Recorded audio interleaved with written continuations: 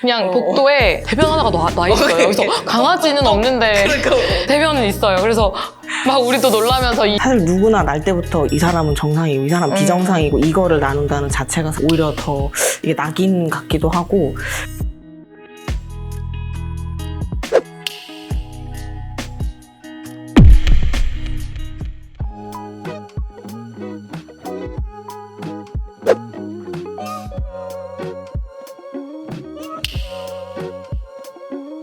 좀 사람 심리나 정신에 관심이 원래부터 좀 많았기 때문에 신규 때부터 정신과 병동에 배치를 해주지 않기 때문에 정신과 병동을 좀 가기 쉽다고 좀 알려진 중환자실에 지원을 해서 작은 정신병원에서 한 1년 정도 일을 했었어요. 이제 정신과는 정말 사람이 사람을 치료한다는 느낌이 좀 있더라고요. 그래서 좋아지는 게 눈으로 딱 보이니까 그게 좀 치료적으로 저한테도 의미가 크게 다가왔었고 아주 만족스럽습니다. 매일매일 빵빵 터지는 건 아니더라도 액팅아웃도 좀 간혹 있기는 하고. 근데 저희는 보통 이제 액팅아웃 상황이 있으면 바로 이제 보안 요원을 호출을 하고 응급벨이 병동에 한 7개, 8개 설치가 돼 있어요. 지금 시스템이 좀 구축돼 있기 때문에 다치는 경우도 그래도 종종 있긴 한데 그렇게 흔한 경우는 아니에요.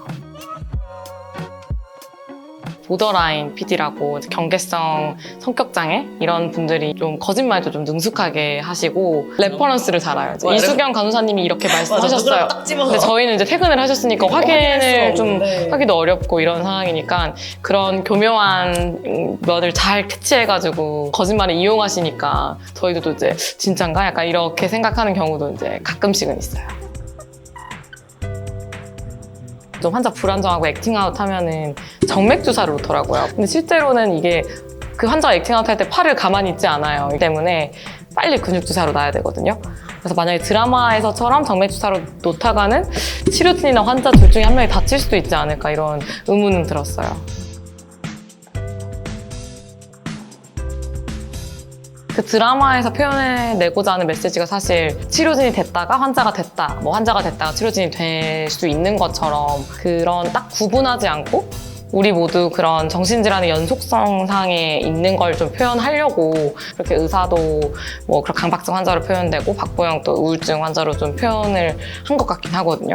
사실 이게 물론 경계가 있기는 하지만 사실 누구나 날 때부터 이 사람은 정상이고 이 사람은 비정상이고 이거를 나눈다는 자체가 사실은 좀 오히려 더 이게 낙인 같기도 하고 다들 정상으로 잘 이렇게 지내시다가도 그럼 어떤 특별한 사건이나 스트레스 이런 걸로 어느 순간 그렇게 환자로 바뀌어버릴 수도 있는 거라 전 너무 만족. 너무 만족. 그 전에 근무하던 뭐 중환자실이나 이런 곳은 사람이 수시각각 죽고 살고가 달려있는 환경이라 다정하게 말하고 싶어도 환경 자체가 그럴 수가 없고 저는 그런 대인관계적인 게 되게 그리웠던 사람이었거든요. 정서적 지지를 하고 공감하고 들어드리고 그런 것만 해도 많이 위안을 받으셔서 보람이 좀 많이 있었던 것 같아요. 정말 다이나믹하고 무서운 사람들이 많겠구나 이렇게 생각을 했었는데 근무를 하다 보면은 되게 차분하고 안정적인 분위기거든요. 또 환자분들 면담을 해보면 되게 순수하세요. 배울 점도 있으신 분들도 많고 그래서 오히려 나도 가진 게 편견이었구나 이런 생각이 들 정도의 환자분들도 많이 계셔서 계절적으로 이런 좀 무드 장애가 있으신 분들이 또 확 입원하는 시즌이 있고 정말 그때그때 너무 다르기 때문에 평균을 말하기가 어려운 만 18세, 19세 분들부터 한 20대, 30대 분들이 주로 이루고 이제 가끔씩 노인분들, 치매 환자분들이나 좀 만성화되신 분들 이렇게 구성돼 있어요. 증상이 발현돼서 오시는 분들도 있고 증상이 발현됐다가 퇴원해서 약을 끊었더니 다시 재발해서 또 들어오시는 분들도 있고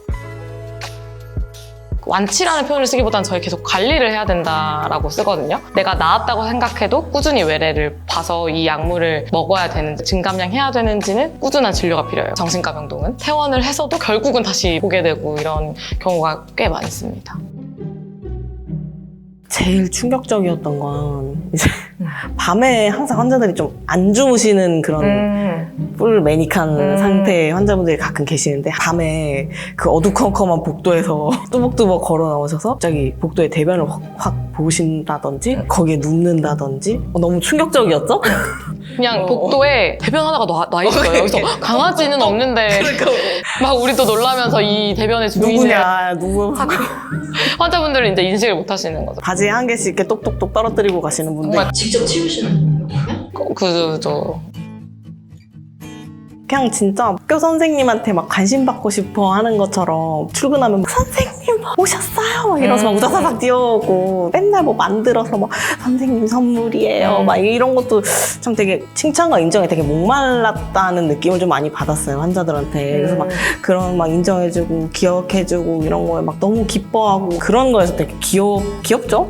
귀여운 면을 그런 데서 좀 많이 느꼈고 사실 진짜 하루 중에서 환자들 때문에 웃는 게 처음 시작일 만큼일 때도 있어요. 되게 기쁨을 주고 또 감동을 받죠. 아침 체조 아까 기상 돕기 위해서 한다고 했는데 저희가 앞에서 이렇게 먼저 리드를 하거든요. 제가 이렇게 시범을 보여야 되는데 조증인 환자분들이 계시면 이제 제 자리를 밀어내고 현란한 웨이브랑 막 춤 동작을 변형해서 제 옆에서 막 주위를 다 사로잡아 가시는 분들이 있기는 한데 어떻게 보면은 뭐 재밌다고 말씀드려도 될지 모르겠는데 재미있는 면도 있고 정말 사소한 자기가 신청한 식단 하나 나온 것도 되게 기뻐하시고 많이 차단돼 있잖아요. 환경이 먹고 싶은 것도 잘 못 먹고 휴대폰도 뭐 만들고 싶을 텐데 대학도 있을 수도 있고 한데 보호자분들이 뭐 사소한 거 하나 사오면은 되게 세상을 가진 것처럼 행복해하시고 그런 면들을 보면서 정말 순수하고 귀엽다는 생각도 많이 들었던 것 같아요. 이 드라마를 통해서 정신과 환자들에 대해서 사회에서 관심도 좀 가져주시고 이제 그런 면이 되게 감사하긴 하거든요. 제 생각에 사회에서 제일 소외되고 이렇게 좀 낙인이 가장 강력하게 찍힌 질환 같기는 해요. 어쨌거나 여러 질병군 중에서도 이제 이 드라마를 통해서 이 환자들의 긍정적인 면도 많이 나오더라고요. 사랑스러운 포인트라든지 근데 그런 거를 좀 사람들이 알아줬으면 좋겠고 흉악범죄를 일으킨다 막 그런 거를 계속 정신질환과 연계하는데 실제 범죄율을 따져보면 정신질환자의 비율은 굉장히 낮은 편이긴 하거든요. 사회적 낙인이 좀 너무 강화되지 않았으면 좋겠다는 생각을 좀 했어요. 정신과 병동에 대한 편견이 있을 수도 있는데 사실 되게 차분하고 안정을 주기 위한 곳이지 감옥처럼 그런 곳이 아니다라는 것을 좀 알아주셔서 입원에 대한 거부감도 많이 줄었으면 좋겠고 뭐 정신과 치료를 받는 거에 대한 뭐 편견이나 낙인 이런 것도 당연히 이제 이 드라마를 통해서 없어졌으면 좋겠습니다.